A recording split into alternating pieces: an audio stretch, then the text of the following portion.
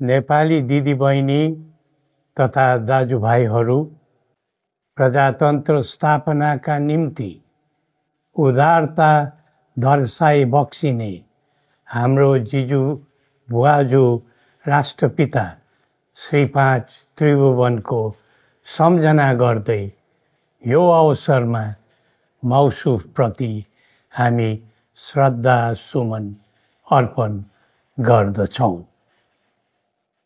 जनता र राजा मिलेर प्रजातन्त्रलाई सबल बनाउन लागि परेको इतिहास साक्षी छ।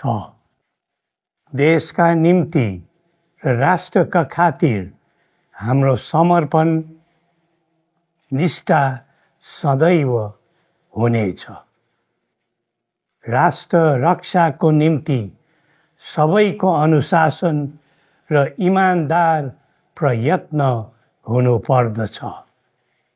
हामीले पहिले पनि राष्ट्रिय समस्या सुल्झियोस् भनेर त्याग गरेका हौं।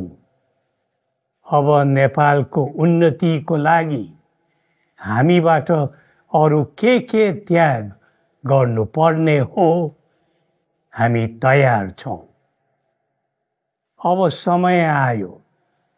राष्ट्र जोगाउने हो भने, राष्ट्रिय एकता कायम राख्ने हो भने, देशको समृद्धि र उन्नतिका निमित्त हामीलाई साथ दिन सबै देशवासीहरूलाई आह्वान गर्दछौँ।